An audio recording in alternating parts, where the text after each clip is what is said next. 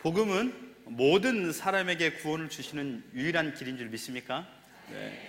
유대인이든 헬라인이든 남녀노소 또한 신분, 나라의 구별 없이 모두가 예수 그리스도 그 복음이 필요합니다.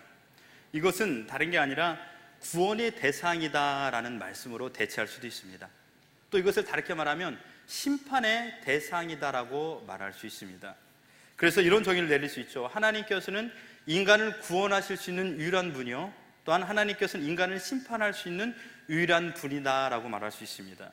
심판이라던 말은 바로 인간의 양심이나 율법의 정죄에 대하여 심판하는 것이요, 구원이라는 말은 인간의 죄 가운데 살아가는 그 모든 것에서 회복을 허락하여 주시는 하나님의 은혜를 말씀하고 있습니다.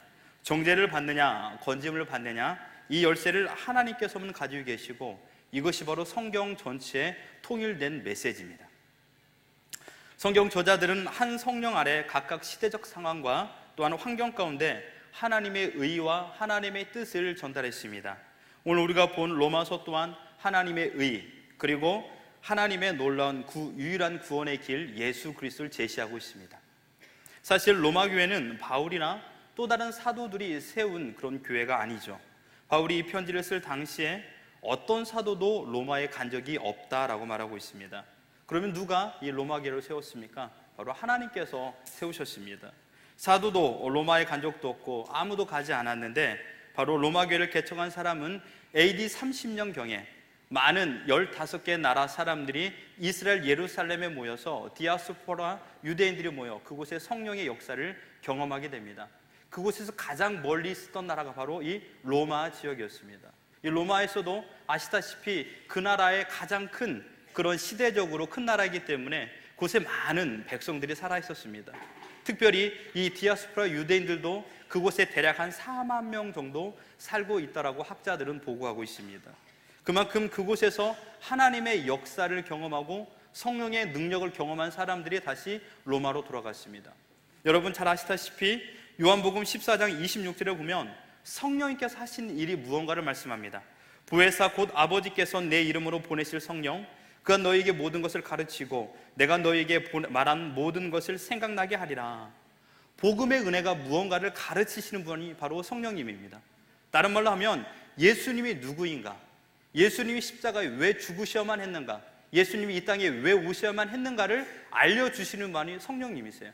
그것을 또 반대로 이야기하면, 그럼 나는 어떤 존재인가, 나는 왜 예수님을 믿어야 되는가, 예수님이 과연 나와 무슨 상관이 있는가라는 것을 알려주시는 분이 바로 성령님이에요. 그 두 가지 목적을, 그 이유를 달성한다면 자연스럽게 우리는 예수님을 믿을 수밖에 없고 그 안에 거룩한 공동체가 세워질 수밖에 없는 것이에요. 바로 그 유대인들이 다시 로마에 돌아가서 하나님의 말씀을 믿고 은혜를 경험하고 세워진 것이 바로 로마 교회였던 것입니다. 하지만 로마 교회 구성원들은 100%가 유대인들이 아닙니다.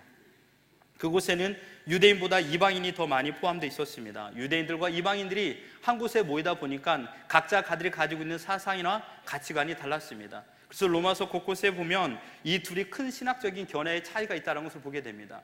유대 기독교인들은 자신이 하나님의 백성이다라고 생각하기 때문에 할례와 율법이 필요하다라고 이야기합니다. 그러나 반대로 이 이방인 그리스도인들은 그게 무슨 필요가 있느냐라는 이 두 가지가 항상 격돌되는 것을 보게 됩니다. 처음 이방인의 가르침도 받지 않고 처음 그곳에 하나님의 놀라운 사랑의 은혜가 담겨지는 교회가 세워진 것을 들었던 바울은 흥분했습니다. 그들을 만나고 싶었습니다. 순수한 복음을 함께 나누고 그들과 함께 은혜를, 교제를 누리기를 원했습니다. 왜냐? 바울이 그곳에 복음을 증거할 그 당시에 그 현 시대 가운데에서는 복음이 때묻을 때가 많이 있었기 때문입니다. 그래서 순수한 복음을 가지고 있다라는 그 소식을 들었을 때 바울은 흥분했던 것입니다. 그 안에서 위로를 받기 원했고 주님의 사랑을 나누기 원했습니다. 하지만 하나님의 뜻하신 바 로마에 가지 못하고 서신을 통해서만 자신의 메시지를 전달할 수밖에 없었습니다. 하지만 여러분, 사도행전 후반부에 보면 들려왔던 이야기가 바로 그곳에 있는 신앙의 정체성, 올바른 순수 신앙을 저버린 채 많이 때묻었다라는 이야기를 듣고 사도 바울이 이 메시지를 전달한 것입니다. 여러분, 사도 바울은 처음부터 이방인의 사도로 부름을 받았습니다. 그것은 바로 그의 출생을 보면 알 수 있죠. 바울은 유대인인 동시에 헬라인 문화 속에서 삶을 살았습니다. 따라서 그들이 어떤 것 그것으로 인하여 충돌이 일어나는가를 너무나도 잘 알고 있었던 것이에요. 그래서 이 메시지를 가지고 전달한 겁니다. 첫 번째, 그게 뭐냐? 바로 하나님의 심판과 구원은 기독교의 기본 교리이다. 이것은 모든 사람이 대상이다 되는 것을 메시지를 전달하고 있다는 거예요. 다른 말로 하면 온 인류는 구원이 필요하다, 그리고 복음이 필요한 백성이다라고 메시지를 전달했습니다. 여러분, 지난주에 우리는 율법 밖에 있는 사람들의 특징을 살펴보았습니다. 인간 지혜의 무능력, 그래서 지혜나 쾌락으로 자기 만족을 꿈꾸는 자들인 것을 보게 되었죠. 맛있는 인생을 살기를 원하는 자들이었습니다. 살맛나는 인생을 살기를 원했던 자들이 바로 그들의 삶이었습니다. 여러분들도 먹는 맛, 입는 맛, 즐기는 맛, 누리는 맛, 그 맛대로 살아가지 않습니까? 10대에서 50대, 60대까지 자신들이 경험하는 맛은 다 다릅니다. 10대 때는 친구들과, 20대는 이성들과, 30대는 가정과, 40대는 자기의 성취와, 50대는 누림으로 그런 맛을 가지려고 살고 있습니다. 깨달음이라는 지혜를 통해서 살맛난 인생을 계획했습니다. 쾌락을 통해서 살맛을 느끼려고 했습니다. 심지어 부끄러운 일도 감추지 아니했습니다. 어젯밤 우리 시드니에는 마기드라 축제 마지막 행진이 있었습니다. 그들도 물론 자기들이 생각하고 있는 그 맛을 누리기 위해서 그런 쓰는 것을 바꾸어 그런 부끄러운 일을 멈추지 않았다는 것입니다. 자기 중심적 만족을 위한 삶이었기에 이들도 심판의 대상이 될 수밖에 없습니다. 그래서 이런 결론을 첫 번째 내릴 수 있습니다. 온 인류가 심판을 받아야 된다. 율법 밖에 있는 사람만 심판을 받는 게 아니라 율법 안에 있는 사람도 심판을 받아야 된다라고, 이 땅에 기생하고 있는 모든 사람들은 심판의 대상이라고 말씀하고 있는 것입니다. 오늘 본문을 자세히 보면 이 땅을 살아가는 세 가지 스타일의 사람을 발견할 수 있습니다. 첫 번째는 양심을 따라가는 양심의 다스림을 받는 자, 두 번째는 율법을 따라 살아가는 율법의 다스림을 받는 자, 세 번째는 은혜의 법을 받아야 할 사람, 이렇게 세 부류로 나오고 있습니다. 먼저 양심을 따라 살아간 자들의 모습을 12절로 16절까지 말씀하고 있는데, 12절이 이렇게 말씀합니다. 무릇 율법 없이 범죄한 자는 또한 율법 없이 망하고 무릇 율법이 있고 범죄한 자는 율법으로 말미암아 심판을 받으리라. 하나님께서 인간에게 율법을 주신 것은 인간 역사에 시작된 지 오랜 후입니다. 인류가 시작함과 동시에 이 율법을 준 게 아니죠. 그 이전에는 율법이라는 것이 이 땅에 없었기 때문에 그 인간의 마음, 곧 양심의 법에 의하여 살아갔습니다. 이들의 삶의 원칙은 바로 양심이었습니다. 곧 인간 속에 내재되어 있는 선악을 판단할 수 있는 기능, 그 기능이 바로 이 양심에서 나오는 것입니다. 그래서 이성과 진리의 소리에 맞춰 살아가는 자들이 바로 양심의 소리를 귀구려 살아가는 자들이죠. 여러분, 양심이란 말은 순네이 네시스라는 헬러입니다. 선악에 대한 인간의 지각, 이해력, 통찰력을 말하고 있습니다. 양심이란 오직 인간에게만 주어진 특징이죠. 하지만 범죄 이후에 깨끗한 양심이 죄로 인하여 더럽혀졌습니다. 인간의 마음이 이렇게 더럽혀진 후에는 양심의 판단이나 정죄를 할 수 있는 기능은 발휘하지만 정작 양심대로 살아야 된다는 양심의 소리에 맞춰 살 수 있는 능력은 상실됐습니다. 그렇지 않습니까? 그렇다고 율법 밖에 있다고 이들의 삶의 이치와 도덕을 무시하는 것은 잘못된 것이죠. 인간 본성에 나오는 인간성이 있기 때문입니다. 14절에 본성으로 율법의 일을 행한 자라고 말하고 있지 않습니까? 이들에게도 공의와 공평, 종교와 순결, 그 다음에 사랑과 애정에 대한 의식은 분명 살아 있습니다. 부모에 효도하고 어려워하고 힘들어하는 사람을 돕고 싶어하는 그런 박애 정신이 누구에게나 있기 때문이죠. 사회 질서와 평화를 위하여서 내가 안전을 지키고 또한 그런 법규를 지켜야 된다는 그 마음은 우리 모두에게 다 있다는 것이에요. 사실 바울 시대나 로마교회 성도들, 그리고 우리가 살고 있는 이 시대 가운데서도 이런 양심의 법을 믿는 자들, 예수님을 믿는 자들보다 더 잘 지키는 사람들이 너무너무 많이 있습니다. 그들을 보면서 우리는 부끄러울 때가 한두 번이 아니죠. 그래서 이런 결론을 내리게 됩니다. 깨끗이 살았는가 못 살았는가에 대한 질문이 아니라 이들도 양심의 법을 따라서 심판의 대상이 되고 그들이 100% 양심의 소리에 순종할 수 없다라는 결론을 내리게 됩니다. 저희 신대원에 한국 학훈이 있습니다.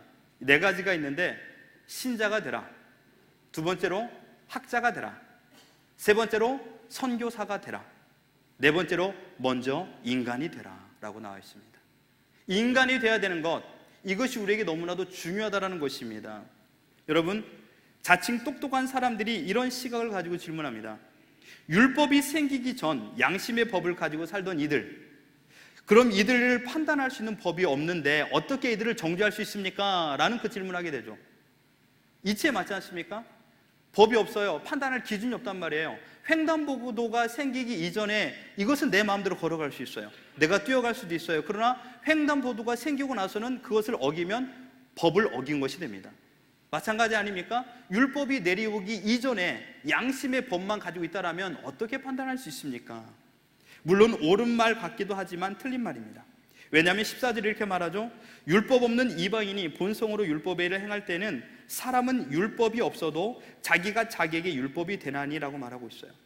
이 말은 바로 의식적인 그런 것이 율법뿐만 아니라 도덕적인 마음의 법이라 할지라도 바로 율법과 대등한 것이다 라고 말하고 있는 것입니다. 그래서 본문에 자기가 자기에게 율법이 된다라는 것을 표현하고 있는 거예요. 우리는 어떤 일을 할 때 그 일을 하는 순간 마음에 찔리기도 하죠. 그리고 불편하기도 하고 거북하기도 합니다. 이것을 먹을 때 마음에 굉장히 부담이 되는 경우도 있어요. 이것을 취할 때 이것 때문에 사람들의 눈이 굉장히 두려울 때도 있습니다.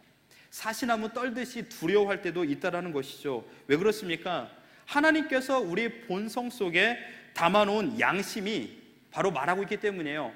행하지 말 것을 너가 지금 행하고 있다라는 것을 의미하고 있는 겁니다. 이들에게는 자기들의 행위에 비춰 자신을 심판한다고 이야기하고 있습니다. 본문 15절에 그 양심이 증거가 되어 라고 말하고 있습니다. 그들 속에 이미 잘한 것은 칭찬받고 싶어 합니다. 그리고 잘못된 것은 벌해주는 기준이 그들 안에 있다는 것입니다. 양심이 곧 그 증거라고 말하고 있어요. 양심은 이방 세계에서 완전히 꺼지지 않고 남아있는 하나님의 촛불입니다. 한 가지 빛이라는 것이죠. 선한 양심의 위로에 대하여 이방인들이 이렇게 표현했습니다. 그대 양심의 순결을 지키는 것, 이걸 그대의 철통 같은 방어의 보루로 삼으시라. 약한 양심의 껍데기는 내면에서 버려라. 아무런 채찍 소리가 들리지 않건만 스스로 가한 아픔에 시달리는 그대 죄악한 마음이요 라고 말하고 있습니다. 디모데전서 4장 2절에 보면 자기 양심의 화인을 맞아서 외식함으로 거짓말하는 자들이라고 했습니다. 여러분, 양심을 세상살이의 마취로 대체하고 살아가는 사람들이 무지무지 많다는 그런 이야기입니다. 자신의 즐거움 때문에 양심도 팔아먹는 사람들이 얼마나 많이 있습니까? 돈맛, 명예맛, 그 다음 권력맛, 누림의 맛, 이런 것 때문에 우리는 양심을 팔아먹는 일들이 너무나도 많이 있습니다. 이들의 특징은 믿음에서 떠나게 됩니다. 미혹하는 영과 귀신의 가르침을 따라 살게 되어 있습니다. 자연히 하나님께 대한 지식이 상살되어 버렸고 하나님께 영광을 돌리는 양심의 소리가 묵살되어 버렸습니다. 그래서 아무리 양심적으로 깨끗하게 살아도 하나님께 정해놓은 그 법을 도달할 수는 없습니다. 양심 지킴의 한계를 우리는 고백해야만 합니다.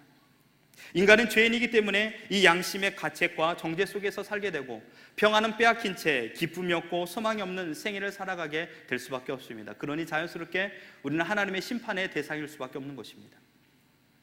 그런가 하면 법이 있는 사람들, 즉 율법의 다스림을 받는 사람들, 17절부터 29절에 나오고 있죠.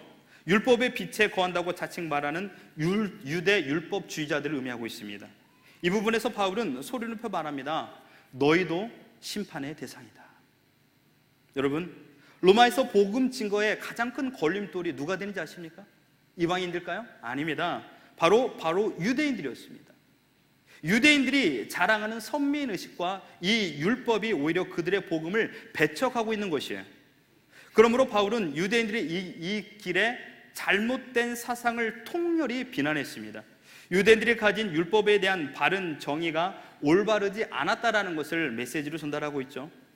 유대인들은 이런 생각을 가지고 있었습니다. 우리가 어떻게 세상 사람과 같을 수 있어? 우리는 하나님께로부터 택함을 받았기 때문에 우리는 심판에서 면한 존재들이야 라고 말입니다. 그들만의 자부심이 있었습니다. 그것은 무엇이죠? 율법과 할례가 있었기 때문입니다. 그래서 그들은 그것 때문에 항상 다른 사람들보다 자긍심을 가진 채 기쁨으로만 살아갈 수 있었습니다.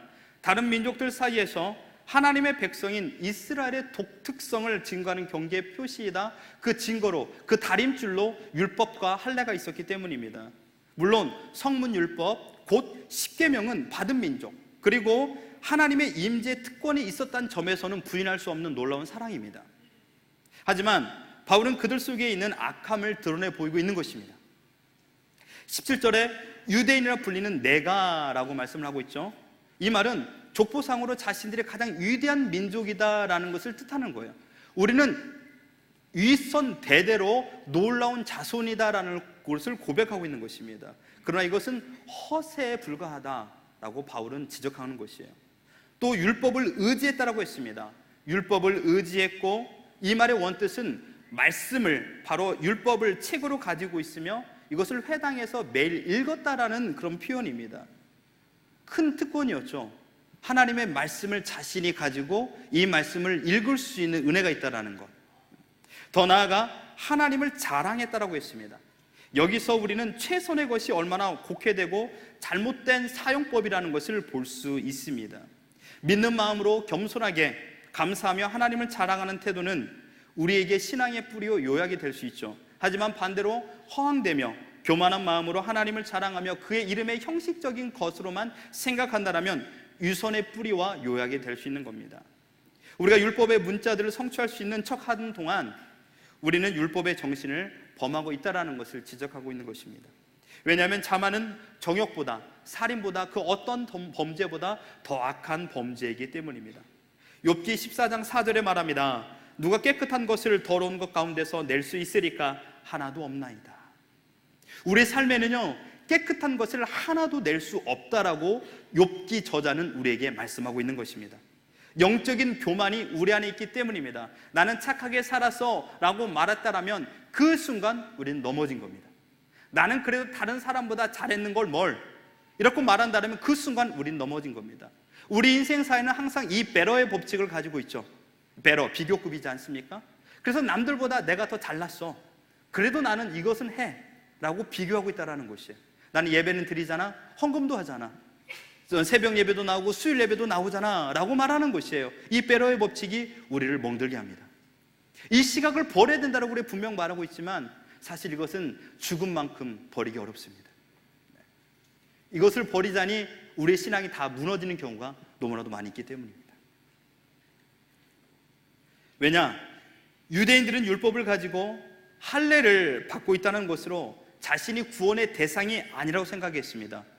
여러분 잘 들으셔야 됩니다. 이 부분, 유대인들은 율법을 가지고 할례를 받고 있다는 것으로 자신들이 구원의 대상이라고 생각하지 않았어요. 여기서 구원의 대상이 아니라는 것은 이미 구원을 얻은 자라는 의미예요. 우리는 벌써 구원이 받았기 때문에 율법과 할례, 그 다음에 그것을 지키는 것이 중요하지 않아 라고 그들은 생각하고 있는 것이에요. 유대인 속에 우리는 선민이고 율법을 가지고 있고 할례를 받았다고 그런 사고와 동일한 사고 방식을 가지고 있기 때문에 나는 인격자이며 나는 하나님의 택함을 받아서 죄 지은 적이 없어 라고 말하는 것입니다. 여러분, 율법은 처음부터 유대인에게와 의와 구원의 수단으로 주어진 게 아닙니다. 율법은 이미 하나님의 선택과 은총을 통해서 언약 백성으로 된 이스라엘 백성들에게만 하나님께서 언약을 유지할 수 있는, 언약 백성의 신분을 유지할 수 있는 삶의 원리로 준 거예요. 말씀은요. 따라서 율법을 완벽하게 지킬 수도 없고, 만약 설령 지킨다 하더라도 그것을 통해 의와 구원에 이를 수 없다라는 것을 정의하고 있어요. 그래서 여러분들께서 이 말씀을 붙잡고 계속 100% 순종한다 할지라도 순종할 수도 없지만 이것으로 구원에 이를 수 없다라고 메시지를 전달하고 있는 거예요. 여러분들 순종이라는 개념을 잘 생각하셔야 됩니다. 다음에 기회 되면 그 순종에 대해서 제가 56분 특강하도록 하겠습니다. 물론 바울은 유대인들이 이와 같은 자부심과 확신을 거부하거나 반대하지는 않았습니다. 왜냐하면 하나님께서 유대인들에게만 기록된 율법을 주신 것은 역사적인 사실이기 때문입니다. 유대인들은 기록된 율법을 통해서 그 누구보다 하나님과 인간에 대한 바른 지식을 가질 수 있었고, 율법 없는 사람들에게 오늘 본문에 보면 율법을 가르칠 수 있는 그런 특권도 있었으며, 또한 더 나아가서 그 안에 기쁨을 누릴 수도 있었기 때문입니다. 그런데 지금 그들은 하나님으로부터 받은 이런 특권을 활용하기는커녕 바로 오히려 스스로 그 율법을 어기고 율법의 정신을 회파하며 율법을 따라 살지 않았다라는 것을 우리에게 보여주고 있는 것입니다. 바울은 21절부터 23절 당대 유대인들과 유대 율법주의자들이 가지고 있었던, 범죄하고 있었던 4가지 범죄 유형을 우리에게 말하고 있습니다. 첫 번째, 그들은 다른 사람들에게 율법의 내용을 가르치면서 정작 자신은 그 율법의 내용을 자신에게 가르쳐 지키지 않았다라는 것입니다. 판단에 빠르다는 얘기예요. 적용하지 않고 판단에 빨라요. 그래서 상대방에게만 그 판단의 잣대를 댄다는 이야기입니다. 둘째는 다른 사람에게 도둑질하지 말라고 가르치면서 자신은 율법에 그만 그 도둑질을 일삼고 있어요. 탐욕을 말하고 있습니다. 탐욕에 일삼는 인생을 살고 있어요. 명예도 탐욕이에요. 권력도 탐욕이에요. 사람을 다스리는 것도 탐욕이에요. 남의 위에 군림하는 것도 탐욕이에요. 자신들이 가지고 있었던 민족 의식도 탐욕입니다. 세 번째, 다른 사람에게 간음하지 말라고 하면서 율법이 그만 간음을 하고 있다는 것이에요. 하나님이 정해주신 법과 그 뜻대로 살지 않고 자기 뜻대로 살아간 것이 바로 간음이에요. 보여지는 간음이 아니라, 육신의 간음이 아니라 영적인 간음, 하나님의 뜻대로 살지 못한 것, 그게 간음이라니까요. 그걸 지금 그들이 하고 있다는 것입니다. 네 번째, 이방인들의 우상을 가증히 여긴다고 하면서 이방인들의 신전에 있는 물건들을 도적질했습니다. 여러분, 하나님만 섬기는 것과 하나님도 섬기는 것은 달라요. 그렇죠? 하나님만 섬기는 것이 유일신 사상이죠.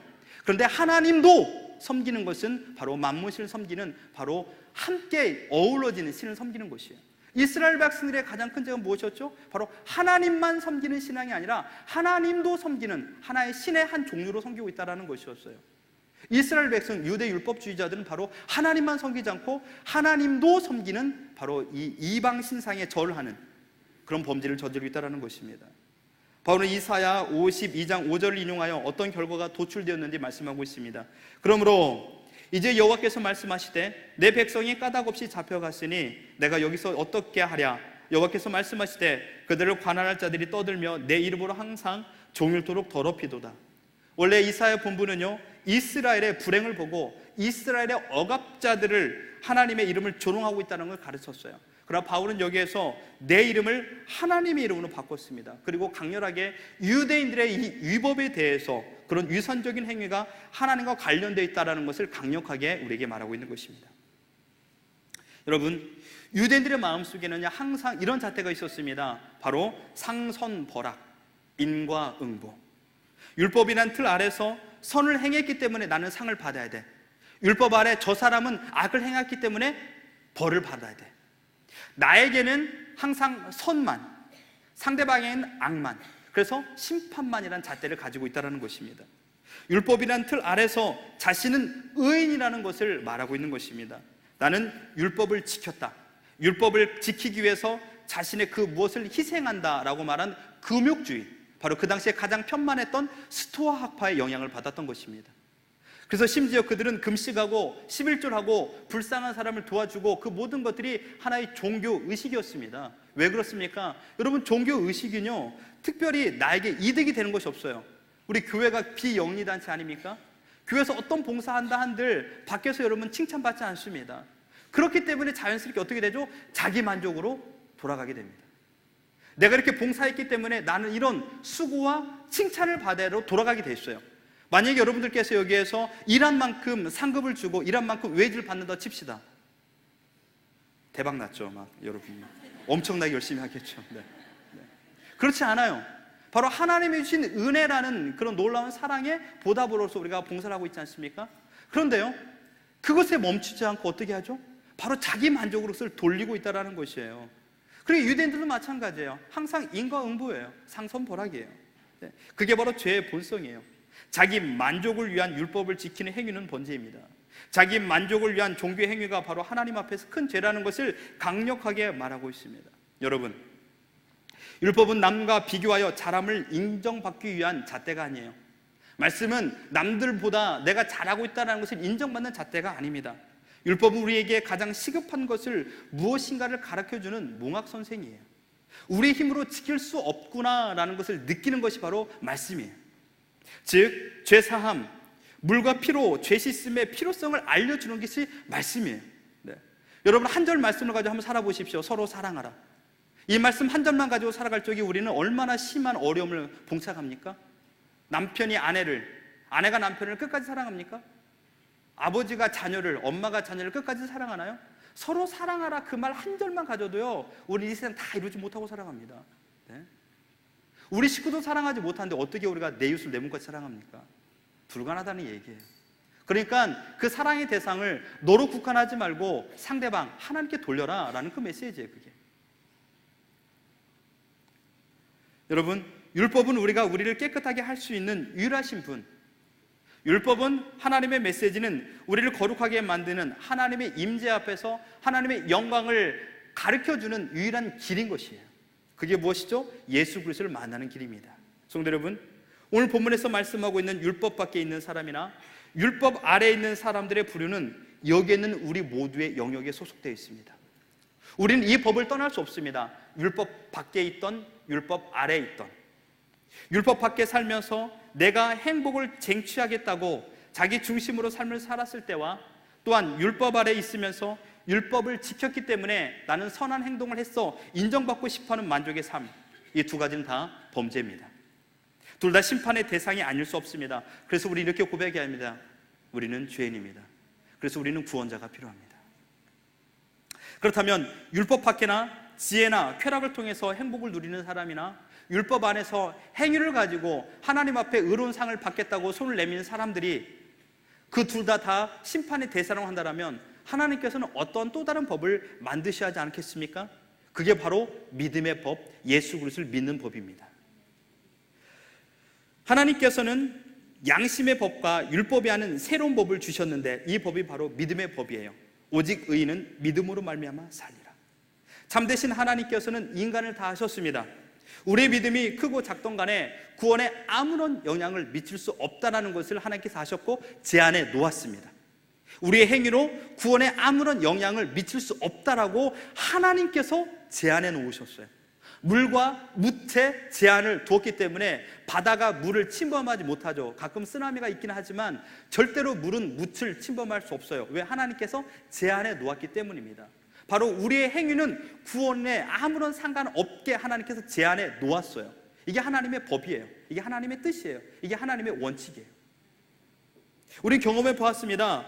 바로 율법을 지키려고 노력해 봤습니다. 말씀에 순종하려고 노력해 봤어요. 그러나 되던가요? 되지 않습니다. 설령 내 양심의 소리를 듣고 살려고 했지만 항상 내 양심은 바뀝니다. 상황 윤리에 바뀌지 않습니까? 오늘은 이 법, 내일은 저 법, 내일 보면 또 바뀌어요. 그래서 내게 맞춰서 바뀌어요. 그리고 우리 자녀들은 힘들죠. 엄마가 좋을 때는 기쁘고 나쁠 때는 또한 힘든 그런 일들이 얼마나 많이 있습니까? 바로 우리들이 그렇게 모습을 가지고 살고 있기 때문이에요. 여러분, 로마서 3장 27절에 하나님께서 그 법의 제정에 도달할 수 없기 때문에 우리에게 메시지를 줬습니다. 그런즉 자랑할 때가 어디 있느냐? 있을 수 없느니라. 무슨 법으로냐? 행위로냐? 아니라 오직 믿음의 법으로니라. 할렐루야. 바로 믿음의 법으로 이 모든 것을 완성했다라고 메시지를 전달하고 있습니다. 복음을 대체하려 했던 인간의 나약함을 하나님께서는 아셨습니다. 양심이나 율법의 열심으로 행복을 유지하려 했지만 이 두 가지를 통해서 인간의 한계를 고백하게 하신 분이 하나님이에요.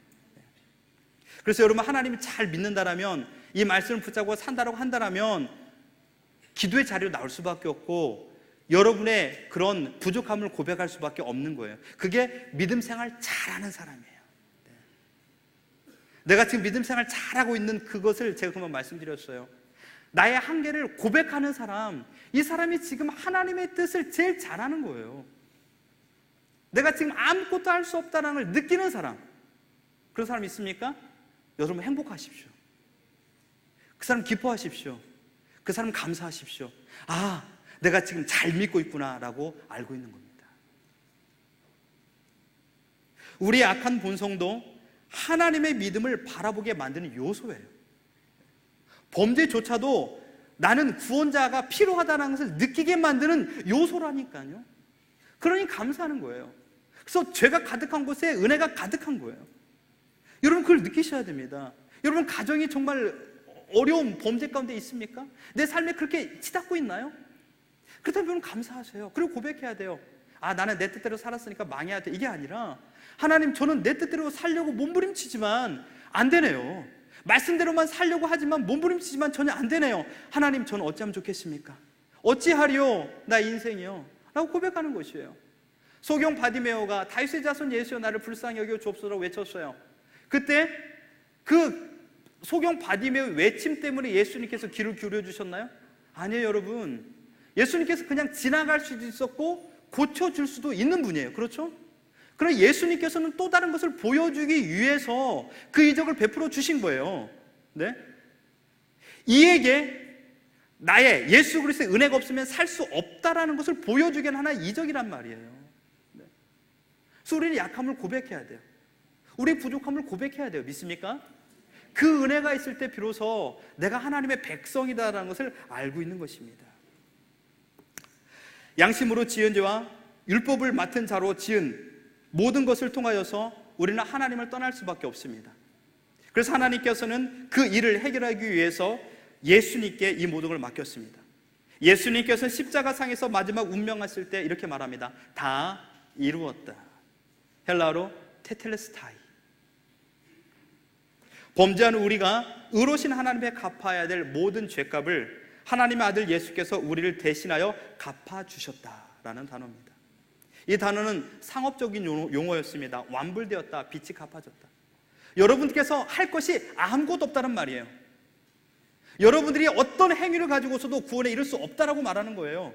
하나님께서 그 값을 대신 치러줬다고 말하고 있는 거예요. 믿습니까? 근데 우리는 믿음에도 불구하고 우리는 어떤 행위를 우리 자신이 요구하고 있어요.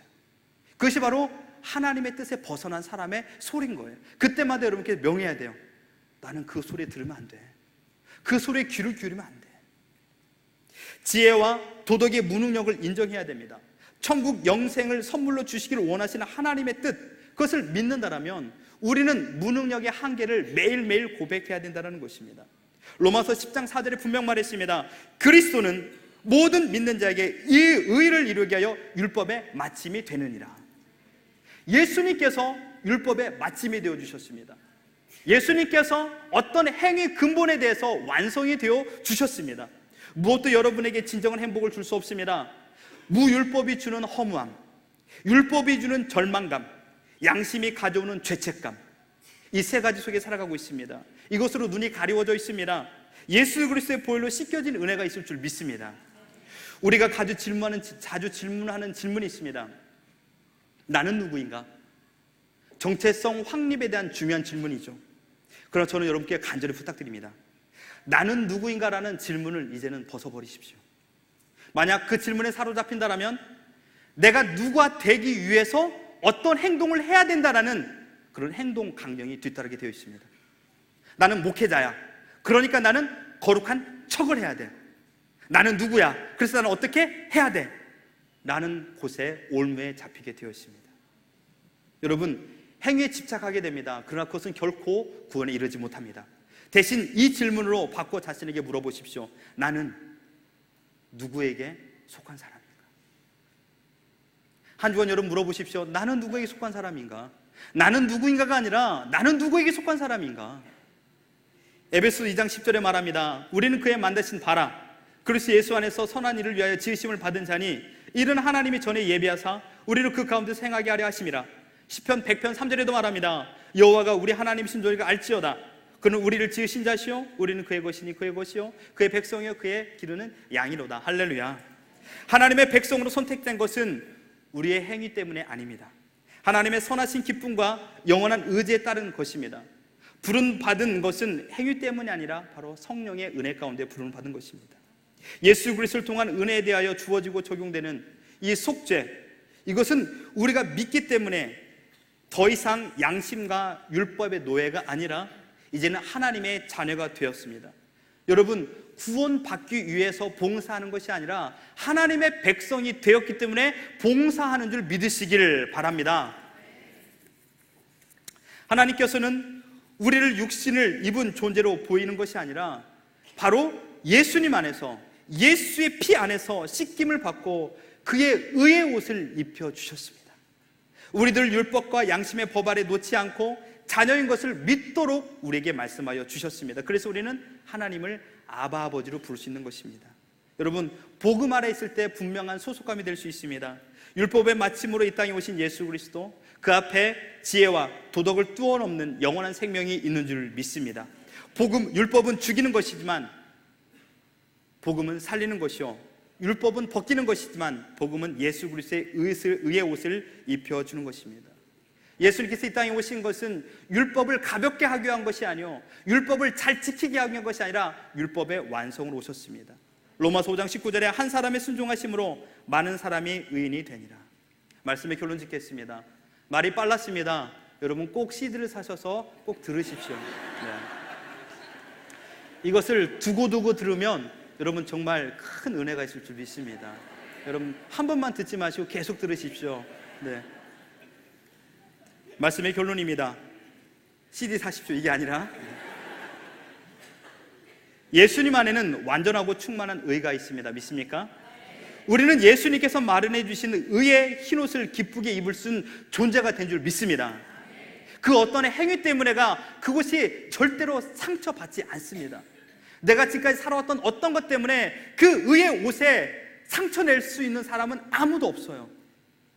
하나님께서 그의 옷을 친히 예수 그리스도 때문에 입혀주었기 때문입니다. 이 사실 하나가 우리를 가슴 뛰게 하는 것입니다. 우리는 무서움에 떨지 않고 천국의 지극하신 분 앞에서 그것을 잊고 설 수 있습니다.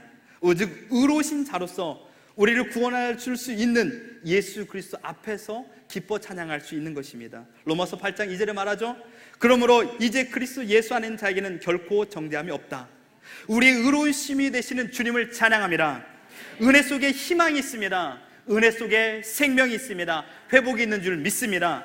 이런 고백으로 십자가의 공로를 붙잡고 날마다 나의 소속감을 회복하며 살아가는 우리 모두가 되기를 예수 그리스도 이름으로 축원합니다.